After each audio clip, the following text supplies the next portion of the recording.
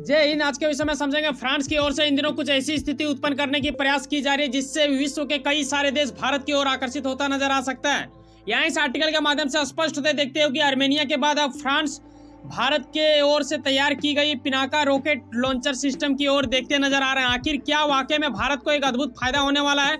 या फिर ट्रंप के आने से ये हलचल हो रहा है? आखिर विश्व स्तर पे कितने और नए मुद्दे इसके साथ जुड़ेंगे? मैं हूं सुजीत राणा। तो आओ समझते हैं स्टेप बाय स्टेप कि मामला कहां से क्या शुरू होता है, ऐसे में यूक्रेन का क्या होगी भूमिका या फिर इस पर क्या होगा असर। भाई साहब, दुनिया जानती है कि जैसे ही अमेरिकन राष्ट्रपति चुनाव जीतकर आते हैं ट्रंप, और आने वाले दिनों में आप देखोगे 2025 में जनवरी के माह में ये शपथ भी ले लेंगे। अगर देखा जाए ना तो नेटो एक भव्य संगठन माना जाता है। हालांकि यूरोप के कई सारे देश से अमेरिका के साथ जुड़ाव रखना पसंद करती है क्योंकि नेटो में उनका खास भूमिका होता है, लेकिन ट्रंप का अगर देखो तो नेटो में कुछ खास भूमिका रहेगी नहीं, ऐसा आकलन लगाया जाता है क्योंकि ट्रंप को कदापि पसंद नहीं है कि नेटो में वो पूरा तरह से अपनी सेना, पैसा इत्यादि लगाए। और इन चीजों को लेकर यूरोप के अधिकांश देश इन दिनों घबराते नजर आ रहे हैं क्योंकि जैसे ही ट्रंप की सरकार बनेगी उसके बाद इन लोगों को नुकसान होगा, ऐसा माना जा रहा है। यहाँ ना सिर्फ यूक्रेन बल्कि यूरोप के अधिकांश देश इन चीजों को लेकर शायद चिंतित हो रहे होंगे। ऐसा क्लेम तो नहीं किया जा सकता, लेकिन शक के दायरे में कहा जा रहा है। और अब संभावना ये लगाया जा रहा है कि फ्रांस की सेना जिस प्रकार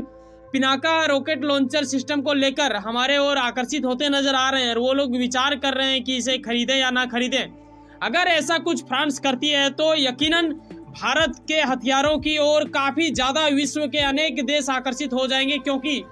फ्रांस एक भव्य देश माना जाता है, इस पर कोई शक नहीं है। लेकिन मैं आपको ये बता दूं, पिनाका शब्द दरअसल भगवान शंकर के जो त्रिशूल होते हैं उसे ही कहा जाता है पिनाका, तो उसी से लिया गया है और इसे तैयार किया गया है डीआरडीओ की ओर से। और आपको बखूबी पता होगा कि भाई साहब डीआरडीओ का कितना बड़ा भूमिका होता है भारत में, और इनके ओर से तैयार की गई Pinaka multi barrel rocket launcher के ओर ये लोग आकर्षित होते नजर आ रहे हैं, जिसकी रेंज अगर देखा जाए 40 किलोमीटर दूर और आपको यहाँ पे दिखता है कि 65 किलोमीटर, लेकिन अभी इनका अनुमति और दे दिया गया है करीबन 300 किलोमीटर दूर तक का भी आप पिनाका देखोगे आने वाले दिनों में। लेकिन कहीं ना कहीं ये चीज क्यों खास होता जा रहा है विश्व के अनेकों देशों के लिए, ये जानने वाली बात होगा। और फ्रांस जैसे भव्य देश क्यों हो रहे हैं? दरअसल हाल ही में आपने अगर याद हो तो इसके प्रति मैंने वीडियो भी बनाया था।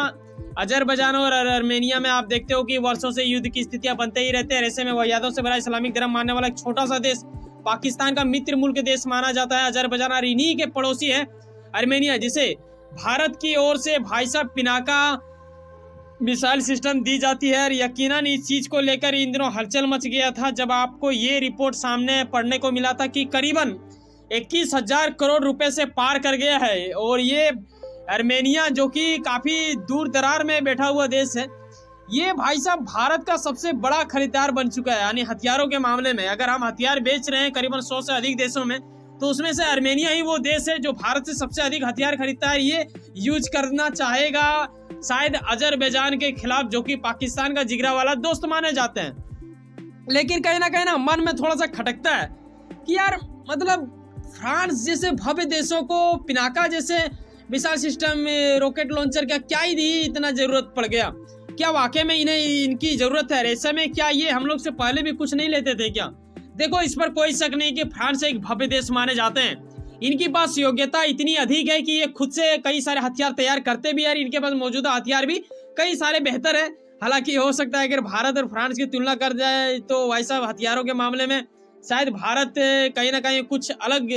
दिशा में दिखेगा और फ्रांस एक अलग दिशा में दिखेगा, क्योंकि ये लोगों के पास कहीं ना कहीं काफी ज्यादा हथियार पहले से भी रहा है। लेकिन पिनाका की ओर इनका इच्छा जताना और विचार करना कहीं ना कहीं दर्शाता है कि कुछ तो बड़ा होने को है। और ट्रंप का भी इस पर असर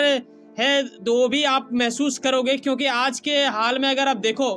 तो फ्रांस ही नहीं बल्कि सुपर पावर अमेरिका को भी, जो कि दोनों देश भव्य देश माने जाते हैं, हालांकि भारत भी भव्य देशों के अंतर्गत गिनती आता है, ये भी आपको पता होना चाहिए। ऐसा नहीं है कि हम लोग के अंदर काफी ज्यादा पिछड़ा है या फिर ये वो है, ठीक है। करीबन 100 से अधिक देशों को हम लोग हथियार दे रहे हैं और बाकी कई चीजों में भी हम सब काफी तेजी गति से आगे बढ़ रहे हैं। आधुनिक दुनिया आ चुकी है। ऐसे में आपको ये पता चलता है कि ये लोग हम लोगों से पहले भी खरीद रहा था, लेकिन उन दिनों क्या हो रहा था कि ये सिर्फ हथियारों में उपयोग की जाने वाले अतिरिक्त वस्तु, पार्ट्स इत्यादि ये लोग लिया करते थे, सुपर पावर अमेरिका तथा फ्रांस। लेकिन अब फ्रांस इच्छा जता रहा है कि ये पूर्ण रूप से भारत की ओर से तैयार की गई पिनाका रॉकेट लॉन्चर ले सकती है, ऐसा ये लोग विचार कर रहे हैं। लेकिन ये लेंगे या नहीं लेंगे वो तो अलग सी बात है, लेकिन कहीं ना कहीं आकलन यही लगाया जा रहा है कि यकीनन ये लेने को लेकर काफी ज्यादा उत्साहित हो रहे हैं। और आपको पता होना चाहिए कि भारत और फ्रांस के बीच काफी बेहतर संबंध रहा है, और जब तक बाइडेन की सरकार रही, ठीक है, यानी अभी भी रहेगी कुछ माह तक, यानी जनवरी जब तक नहीं आ जाता है 2025, तो ये जिस प्रकार फ्रांस इत्यादि देशों का जो यूरोप के काफी ज्यादा मतलब आप बोलो कि यूरोपियन संगठनों का काफी ज्यादा लगाव रखने वाले देश जो लोग होते हैं, उन्हें कहीं ना कहीं इनके ओर से काफी ज्यादा सहयोग दी जाती थी बाइडेन की ओर से, और यूक्रेन को भी काफी ज्यादा ये सहयोग देते रहे। लेकिन अब जब ट्रंप आएंगे तो इन्हें काफी बड़ा झटका लगेगा, और शायद इसी वजह से मैक्रोन जो कि वहां के राष्ट्रपति हैं फ्रांस के, जिस बंदे को आप यहाँ पे देख रहे हो, इन्हें काफी ज्यादा शायद चिंता लग रहा होगा। और दुनिया जानती है विश्व के किसी भी देश में जब कोई दूसरा देश तीसरे देश को हथियार दे रहा होता है तो कहीं ना कहीं उस देश के इर्द गिर्द में रहने वाले देशों को